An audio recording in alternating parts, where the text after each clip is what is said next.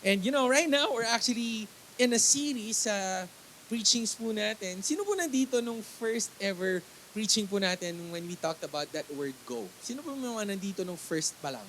Nung first week ng March? Parang inaantok yung 3:30 service, no? Parang, kurutin mo kaya katabi mo saglit. Sabihin mo, gumising ka nga. Tapos kurutin mo yung chicks niya naman. Sabihin mo, ang cute mo. Sabihin mo nga, cute mo.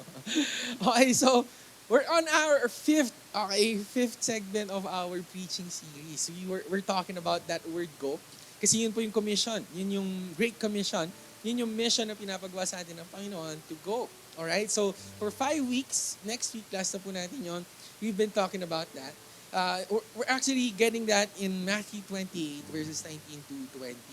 This is actually the last words of Jesus before He ascended to heaven. It says here, go, therefore, and make disciples of all the nations, baptizing them in the name of the Father, and of the Son, and of the Holy Spirit, teaching them to observe all things that I have commanded you.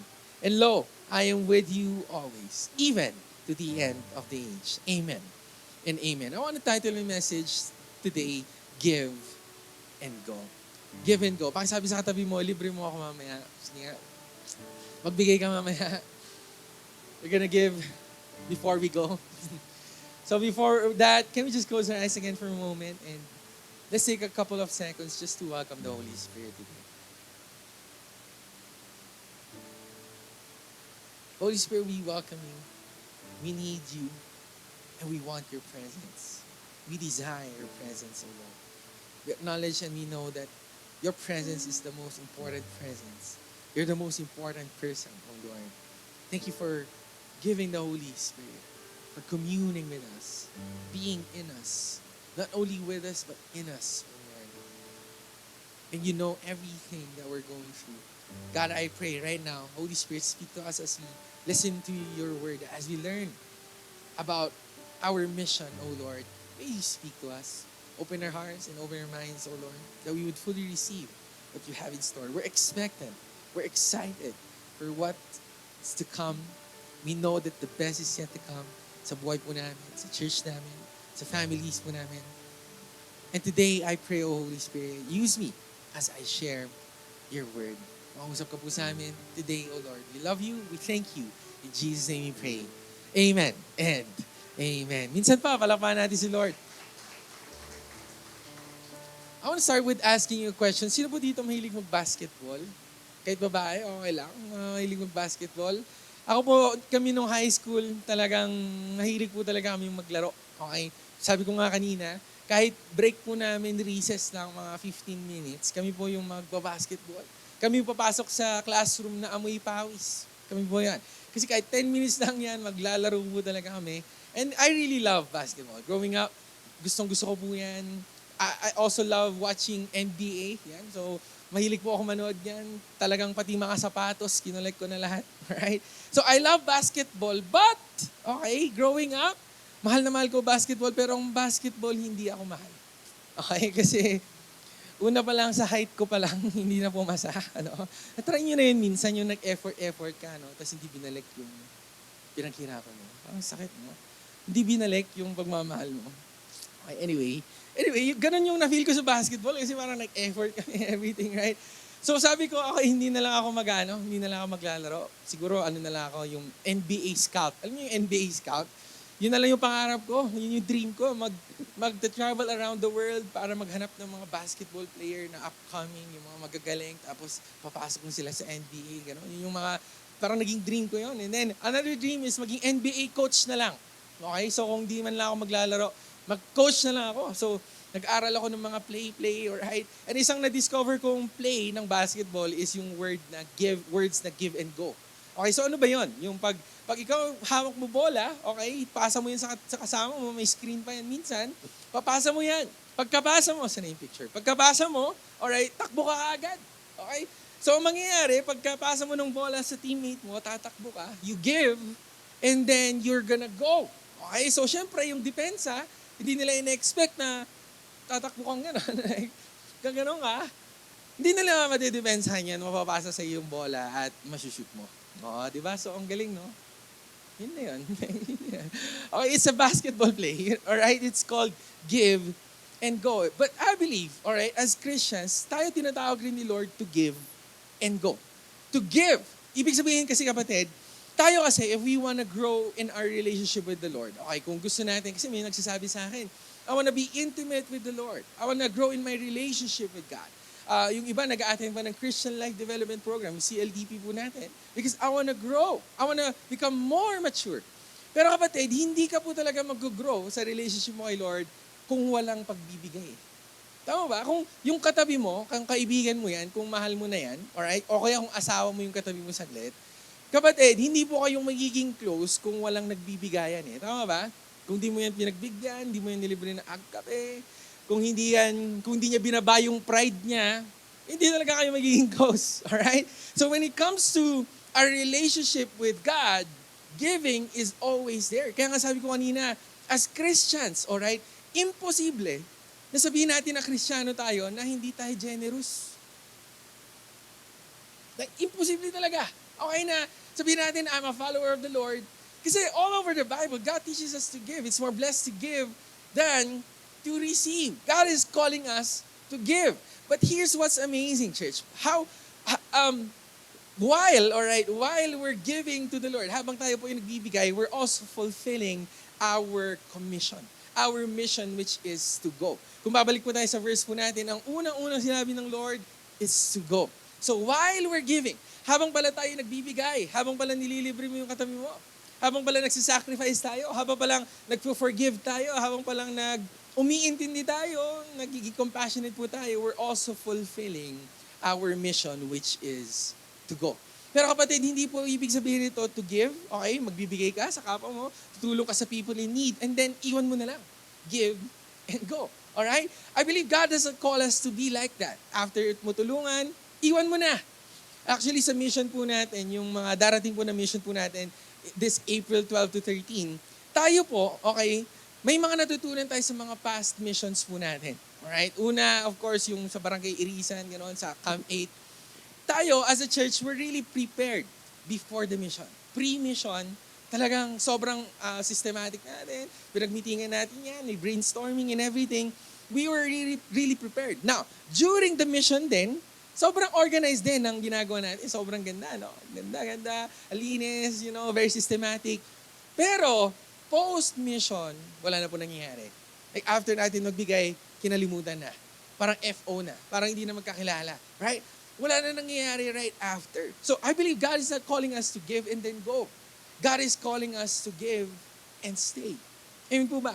Na kung may mahal po tayo, we're called to stay. Kung pinapakita po natin yung pagmamahal ng Lord, if we're sharing the love of God, we're called not to only give and fulfill the go mission, but also to stay. So, natutunan po natin as a church, may gagawin po tayo this upcoming mission po natin after. Alright? And we're gonna call it fortified houses. Pakisabi fortified. Sabi nila, life starts at 45. 45. Okay, so anyway, yung fortified, it means strong, right? Like refuge, parang gano'n. Yan po yun. Kaya kapatid, tayo, na pag-usapan po natin as a church na, okay, after natin magbigay, magkakaroon po tayo ng mga Bible studies sa mga barangay na yun. Kasi ayaw po natin mag-give and go lang. Okay? Pag after mo magbigay, iwan mo na. Ayaw po natin gano'n. We want to give and go and stay. Kaya, because I really believe, kapatid, in church, this is where we get to know God. Dito natin nakikilala ang Panginoon. But in conversations, in houses, in coffee talks, this is where we get to be changed by God. Kasi kapatid, sa church, wala po talagang masyado nagbabago dito. Tignan mo yung katabi muskulit. Ang tagal na niya nag-church. Hindi pa nagbabago. Pero kapatid, I believe ang real change, it happens in conversations outside church. Sa coffee talks, pag lumalabas po kayo, pagka nagde-devotion kayo, connect groups, diyan po talaga nangyayari yung real change. In the life of Jesus, when He was here doing ministry, madalas po siya nasa labas din eh. Madalas po siya nasa bahay din eh. Ganun niya po na-fulfill yung mission niya, which is to go and make disciples. Hindi po siya nag-stay sa church. He was going out. He was giving His life. He was giving love. He was going. So I believe as a church tayo rin po, tinatawag po tayo ng Panginoon to go. Kaya pakisabi, give and go. Give and go. God is calling us to go. So, that's why, alright, sa mission po natin, praise the Lord, very, very excited na po ako dito. By the way, okay, na-announce ni Brian kanina. By the way, sa sobrang babait nyo po, tingnan mo yung katabi mo saglit, mabait ba yan? Mabait. Sa sobrang babait nyo po, yung volunteers list natin napuno na. So, praise the Lord, palakpakan natin si Lord. So, bawal na po kayo mag-volunteer. Bawal. Ay, hindi na, napuno na po yung volunteers natin kasi pinaprepare na natin yung pagkain, of course, ng volunteers. Gusto namin 5-course meal eh. Hindi, joke lang. Hindi, joke lang. Hindi naman. Pero syempre, inaayos na po natin. So, ang mga tulong na lang po na masusupport po natin, of course, is financial. Very important po yan. You can also support through our local cafe, Ag Cafe. Every purchase po natin, napupunta po yan sa missions and outreach po natin. And of course, you can get a blue bag on your way out at lagyan po natin ng mga groceries po yan. So, talking about groceries, tayo po kasi sa mission, tayo po ay may ibibigay. We're really called to give. So, praise the Lord, tayo po, ang bibigay po natin sa mission, of course, is medical check-ups, mga free consultation po yan. Meron ding dental services. So, kung kailangan nyo magpabunot, yun po, offer po natin yan. And praise the Lord! Just recently, may doctor po na lumapit po sa atin, optical doctor. Sabi niya, gusto ko rin mag-volunteer dyan. I'm gonna provide my services to you. So, praise the Lord for that. So, magpapamigay po tayo ng free glasses din po doon. We're gonna give, right? As we fulfill the Go Commission. We're gonna give groceries din. May free lugaw pa. Okay, papakain pa po tayo doon. And of course, may mga free medicine pa. So, we're gonna give. That's our gift. Alright, to our community. That's our gift to those people in need. But, listen to this. I believe may kulang eh. Pagka physical gifts lang bibigay po natin. Amen po ba doon? I believe there's something deeper that would really change their life. So, what's the offering that we're gonna give during this mission? What's the gift? Ano ba yung talagang ibibigay po natin? Behind the scenes. Okay? Kasi syempre, pangharap lang po natin yung medical mission. But the real gift that we're offering to our community is number one, it's grace. Pakisabi grace. Grace. So what is grace? Right? Grace is the undeserved, unearned, and unmerited favor of God. Pag-usapan po natin yan. We're gonna do a little bit of teaching today. Ano ba ang grace? In order for us to understand grace, kailangan po natin maintindihan ang word na justice. Pakisabi justice. At yung word na mercy. Pakisabi mercy. So, in order for us to understand that we're grace, we need to understand justice and mercy. So, ano bang justice? Justice is giving you what you deserve. So, recently, kami po ay nagpark dito sa baba ng church, okay? Tapos, yung sasakyan po namin, natikitan. Okay? So, ang deserve namin, ticket. Okay? Siyempre, nagkasala ka, nagkamali ka. That's justice. Okay? Pagka may violation ka, illegal parking, reckless driving, driving under the influence of alcohol, ganun. Kung may violation ka, ang deserve mo, ticket, o kaya makulong, o kaya ma-impound. Alright? That's what you deserve. Now, what is mercy? Mercy is not giving you what you deserve. Siyempre, kausap mo yung police, sir naman, gwapo niyo talaga ngayon, promise. Parang, pumapayat kayo, sir. Siyempre, kakausapin mo siya, sir naman eh. Pagbigyan niyo na ako, hindi ako taga dito. Minsan lang naman ako mahuli, gano'n, di ba? Siyempre, yung police naawa sa'yo, nakita, taga COG ka, may favor, alright? Sabi ng police, sige na nga, last na to ha, sabi niya sa'yo, no? Okay, sige na, pagbibigyan na kita. Hindi niya na sinulat yung ticket, ano? That's mercy. Not giving you what you deserve. But here's grace. Grace is giving you what you don't deserve. Hindi mo to deserve, pero binigay sa'yo. So imagine natin ulit yung police, ano? Hindi ka na nga tinikitan. Tapos sabi ng police sa'yo, bumaba nga, sasakyan mo, baba. Kain tayo ng McDo, libre ko. Sabi ng police, yun ang grace, kapatid. Hindi mo deserve, pero binigyan ka pa. That's grace. It's undeserved. Hindi mo siya in-earn. And it's not also merited.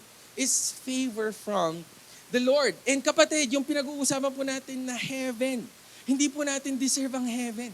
Because of all the sin that we did, hindi po natin deserve po yan. Hindi rin po natin ma-earn. There's no way. There's no amount of good works for us to earn heaven. And there's no way, kapatid, na makapunta po tayo doon if we die. Right? Kapatid, grace is undeserved. Ano po ba ibig sabihin ng undeserved? Dahil kasi may mindset po tayo na, alam mo yun, yung parang yung kasalanan ko, hindi naman ganun kalala.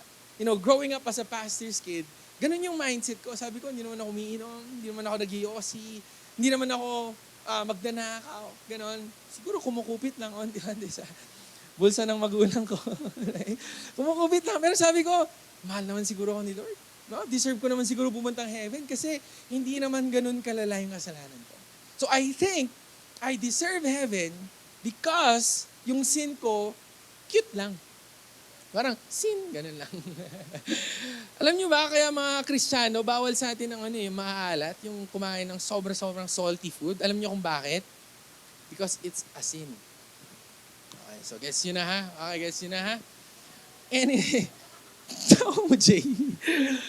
Okay, anyway, sabi ko, Lord, yung sin ko, cute lang naman eh. Very cute lang naman yung kasalanan ko. Deserve ko pumunta ng heaven.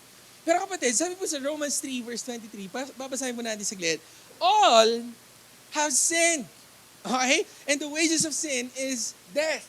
What we deserve, listen to this, if God is a just God, okay, kung siya ay fair, He's a fair God, kung may kasalanan ka, ang deserve natin. In reality, what we really deserve is hell, not heaven. Kasi justice giving you what you deserve. That's what we deserve.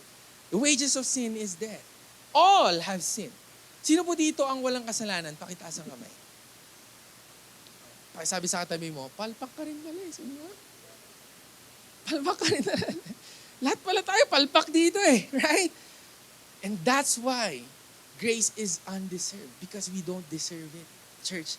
And we can never do anything to deserve it. Pangalawa, it's unearned. Hindi po natin to pwedeng, bayaran ko na lang. Gawa na lang ako ng sobrang daming mabuti. Okay? Para yung lahat ng ginawa akong mali, tapalan ko na lang, takpan ko na lang, sobrang daming mabuti. I just need to earn it. Sino po dito nakatanggap ng regalo? Parang ganyan, no? Ganda-ganda ng wrapper and everything. Alam niyo kahapon, nag-celebrate po kami ng birthday ng photographer po natin. Kaya ang gaganda niyo sa picture ng COG Baguio page. Ang gwapo at ang ganda niyo dahil kay Eric yan. Doon sa likod, siya nagpo-photo. So, tinreat po namin siya. Una, free dinner. Nag-treat si Archie. Tinreat, Jollibee. Talaga. Ganda, sarap, Libre. No? And then, syempre, sabi ko, hindi ako papayag. Manlilibre akong kape. Sabi ko. So, nilibre po namin siya ng kape dahil birthday niya. Tapos yung isa naman, sabi niya, hindi rin ako papayag. Manlilibre ako ng dessert. Full course meal ang libre niya kahapon dahil birthday niya. Ngayon, pagka kami ay nagbigay ng regalo, syempre regalo po yan, hindi namin pwedeng sabihin, Eric, ganito na lang bibigay ko ito ngayon, pero bayaran mo na lang ako next year, ha? Hindi pwedeng gano'n Tama ba? Kasi regalo nga Hindi po niya in-earn yun, hindi po niya pinaghirapan yon. I just gave it. And I believe grace is like that. We can never earn it. Minsan kasi iniisip natin, gawa na lang ako sobrang daming mabuti para bawiin ko lahat. I need to earn it. But grace is unearned. And lastly, grace is unmerited. Alam niyo po, dito sa church, dati, every year, nagkakaroon po kami ng mga youth camp. Okay, so, ayan so, saya-saya nila, Pag youth camp, mga malulungkot yan. Kasi nga, pinahihirapan talaga yung mga yan. Okay? So, every youth camp, may tinatawag na merit points. Alam niyo merit, yung kada panalo mo ng game, magkakaroon ka ng points, Tapos, i-accumulate yung points yun, tapos kayo yung mananalo. So, di ba parang panalunin mo to, gawin mo to, para ma-merit ka, kapatid. Now, iniisip natin, ang heaven is merit points. Meron nga ako nakita parang ganito, yung ligtas points. Yung ganyan. Yung pagka na gumawa mabuti, may points ka sa heaven. May points ka sa langit. Minsan iniisip natin ganito na parang naiipon ba natin yung points natin for us to go to heaven. Parang nami-merit natin, kapatid, lahat ng ginagawa natin. Nag-donate ako sa church, bilang yun. Nadadagdagan yung Gcash ko. Alam mo yung Gcash? Jesus Cash daw. Di ba? Parang ano yun? Kada donate mo sa church, kada serve mo, kada taas mo ng kamay, akala mo, kapatid, na-accumulate yung points. But, grace is unmerited. So there's nothing we could do to deserve heaven. There's no amount of good works for us to earn heaven. And there's no amount of merit points for us to deserve heaven.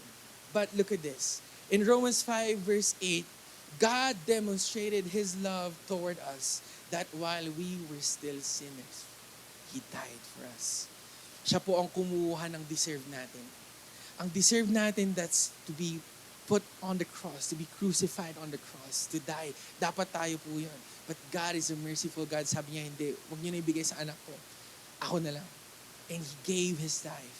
That's called grace. He gave His life for you even when you don't deserve it. Ayun po ba yun? Palakpakan po natin ng Panginoon. Grace is a gift. At kapatid, yun po yung sinishare po natin sa mission. More than the physical gift, we're sharing the grace of the Lord. Pangalawa, we're sharing the identity that they have in the Lord. Ano ba yung identity natin? We're sons and daughters of the Most High God. O, di ba? Like, sabi sa katabi mo, royalty ka pala eh. Sabi mo, royalty ka pala kasi anak ka ng Lord. Okay, anak ka ng Lord. Anong ibig sabihin nito? Pag anak tayo ni Lord, it means that we have access. Pakisabi, access. Access. Alam niyo, may narinig po ako sa entrepreneur. Sabi niya, dapat ang desire natin hindi pera, hindi million, hindi billion, hindi luxury, hindi po mga gold, hindi po possessions. Dapat ang desire natin access. Kasi alam niyo po, one time, nung gusto ko pong bumili ng motor, may dream motorcycle po akong bilhin. And then, sabi ko, naipon na namin to, babayaran na. Pero, alright, nung babayaran na namin, yun pala may listahan. So, number 22 ata ako sa list, or number 20 sa buong Pilipinas, inaantay. Okay, para makuha lang tong motor na to. Kahit may pera ka na, dahil walang access, hindi mo makuha eh. Alright, so sabi niya, kahit nga actually, walang pera, basta may access ka lang, di ba?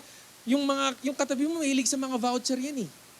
Di ba? Yung voucher na wala ka namang pera, no? Pero nakakakuha ka ng item na to, may discount ka, no? Because of that word access. And kapatid, when we're sons and daughters of God, we have access to the Most High God.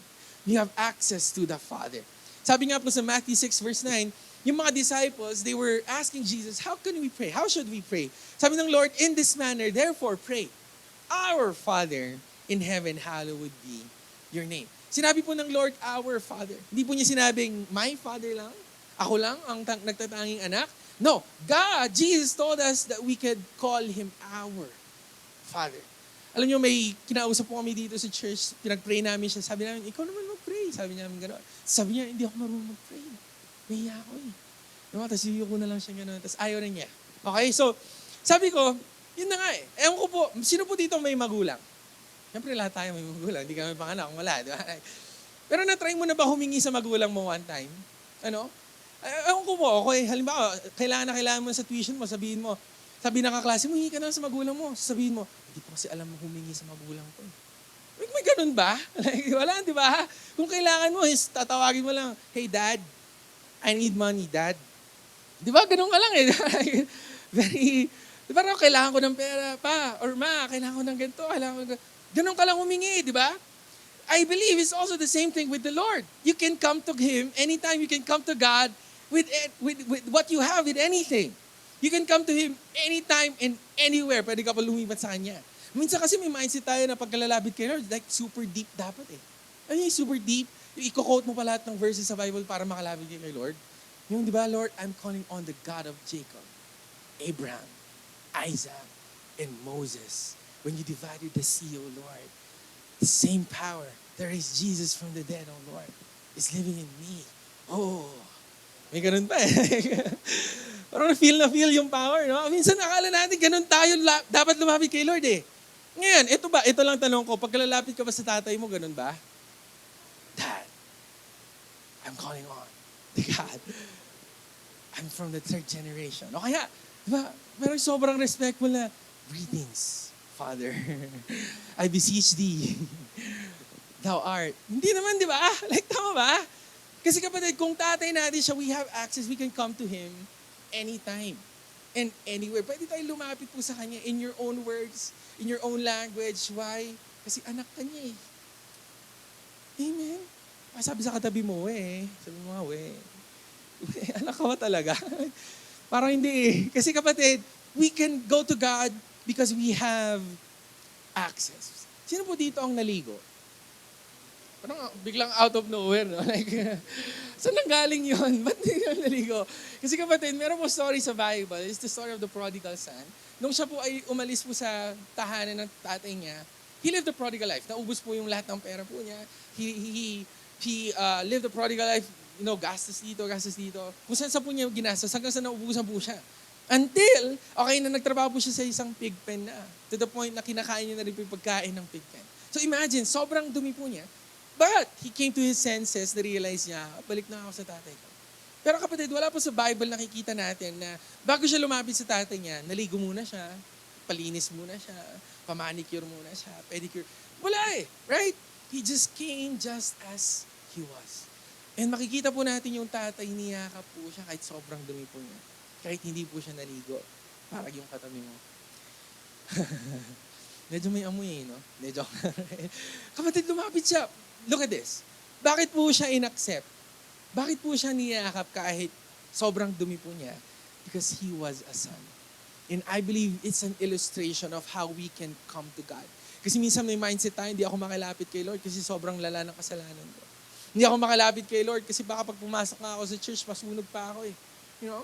Sobrang dumi ko, ang pangit ng past ko, I cannot come to God. But church, because of Jesus, you're also a son and a daughter of God and you can come to Him just as you are.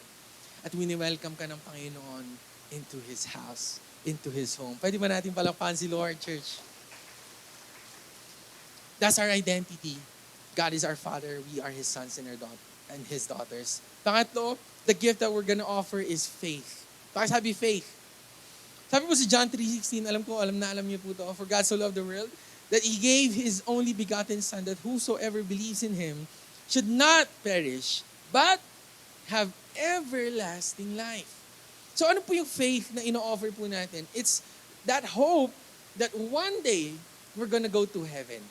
Kasi alam niyo po, sa mundo po natin ngayon, sobrang hirap ng mundo.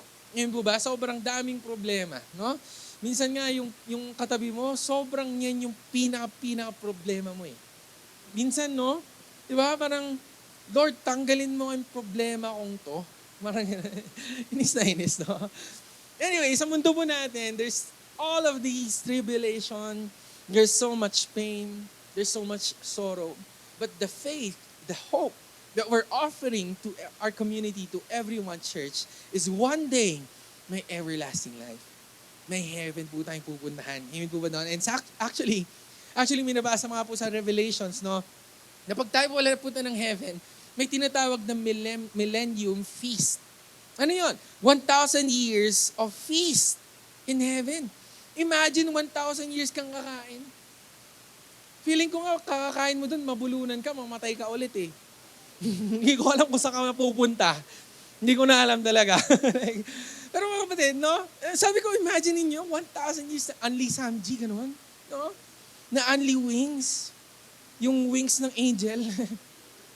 Kakainin nyo. Joke lang. Grabe naman. Diba, imagine ninyo yun. Like, right? And kapatid, there's no more sorrow, no more weeping, no more gnashing of teeth, no more pain.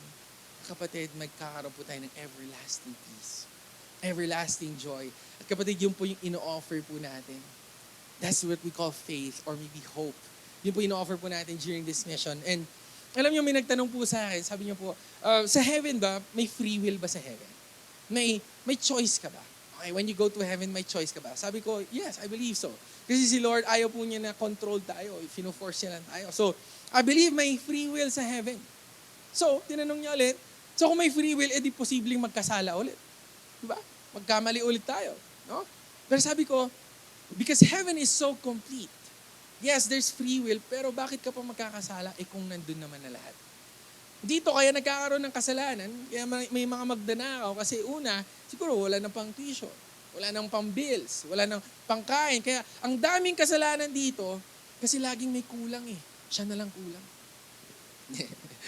Lagi may kulang. Parang di kasi kayo nakikinig. Diyan ba kayo? Alam niyo, pag ako nagjo-joke, kinakabahan na ako, ibig sabihin, kasi hindi kayo nagre-respond eh. Gising ba kayo? Okay, anyway, yun eh. So sabi ko, ang heaven, yes, there's free will, but there's no need to sin because everything will be provided for us. And that's our faith that one day, we're gonna go to heaven and be with our Father, be with our God, reconciled to Him. And lastly, ano po yung offer po natin? It's that word, truth. Yung gift po na ibibigay po natin is truth. Sabi po si John 3:17 naman, kung babasahin po natin next verse, for God did not send His Son into the world to condemn the world, but that the world through Him might be saved. Alam niyo po, growing up kasi, naituturo sa amin lagi to na pagka sinabing pagmamahal ng Lord or maybe heaven, laging may fear. Alam niyo, minsan yung naglalakad kami sa Burnham one time, sinasabi niya, hell ka pupunta. Parang, grabe ka naman. Judger ka. Di ba parang, hell kayo pupunta lahat kayo. Darating na si Jesus.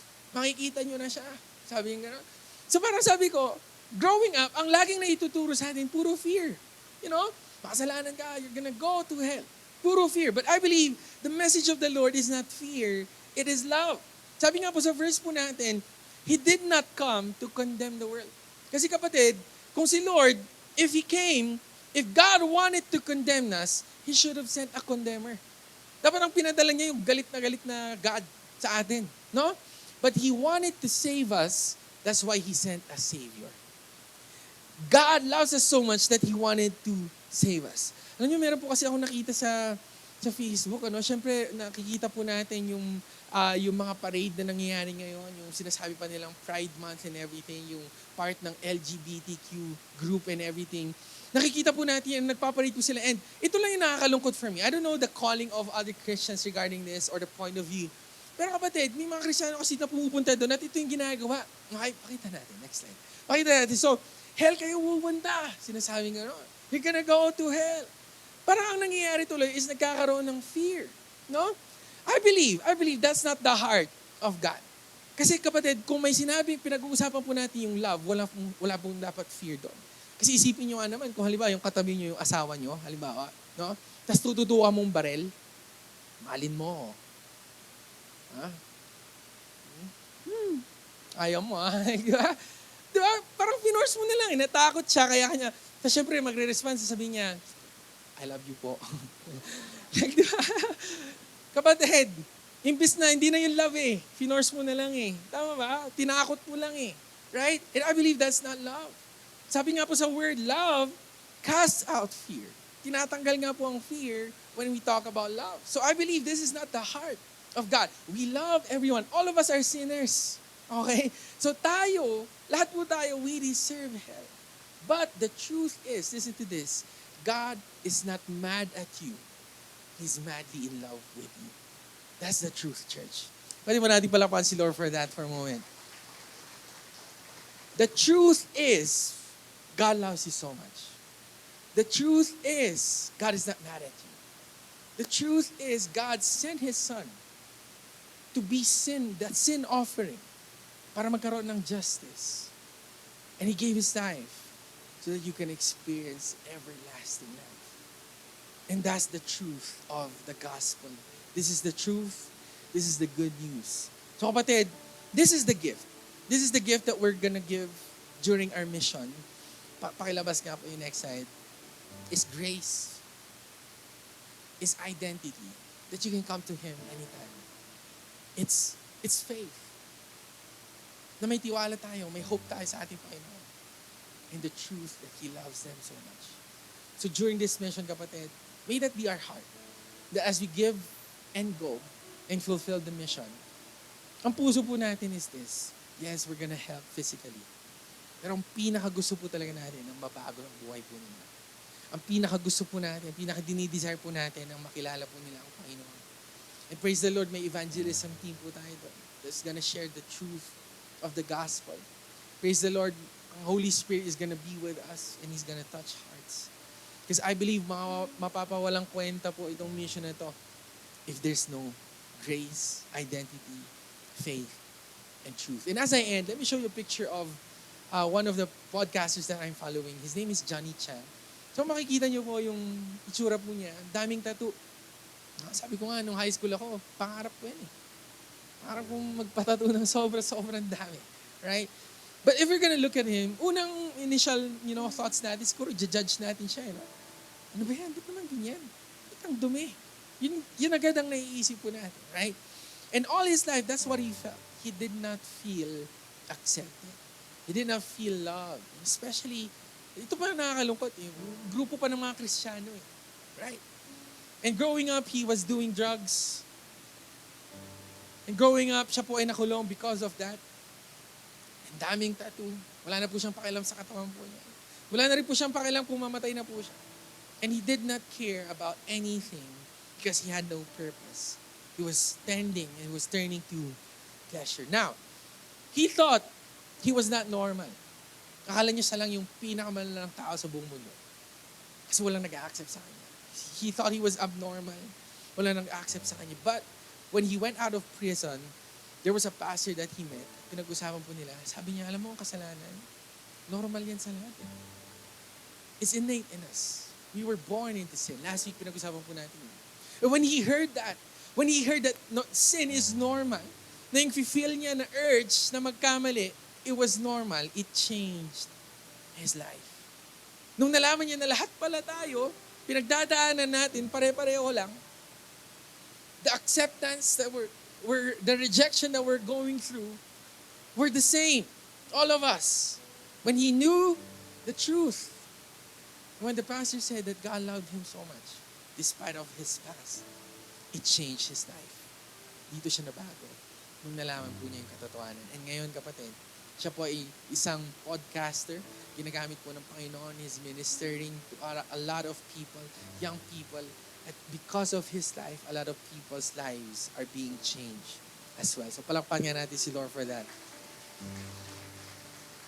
Pero alam niyo po ba, ang naging way para ma-receive po niya yung gift from the Lord was noodles. Noodles. Pinakain siya. Sabi ko, buti na lang sa mission may lugaw. Kasi I believe that's an entry point. No? Simulan po natin to give. There's an entry point. And then, we're gonna share the gift from the Lord. So during this mission, church, I really believe, and let's pray, na may gagawin po si Lord na miracle.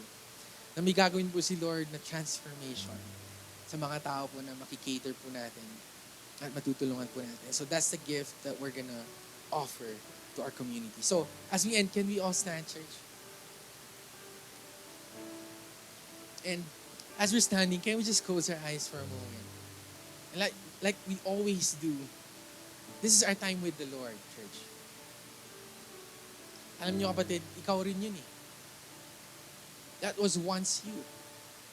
If we're gonna look at your old life, no, I'm looking at my old life. Sabi ko, sobrang lala ng mga nagawa ko nung madaming nasaktan. Madaming kalokohan. And if I'm looking at my life right now, sabi ko, Lord, hindi ko deserve yung buhay ko na ito ngayon. I don't deserve the life you gave me. The peace that I have. Purpose that I have. Nagagamit sa pulpit. I don't deserve this, O Lord. But because of your grace and your love, I'm here. I'm here. And you're here. You're here. So that gift that you receive, it's time for us to share it to others as well. That grace that you get, that you receive, it's time for us to give it to others. So right now, can we ask the Lord today, Lord, sobrang dami mo nang ginawa para sa akin. Ano naman ang pwede kong gawin para sa iyo? What can I do for you? What can I give to share this gift to others? What can I do for you, O Lord? And in a moment, we're going to worship the Lord.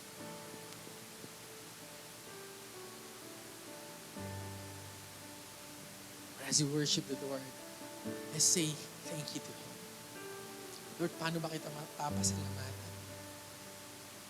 For all that you've done, how can I say thank you?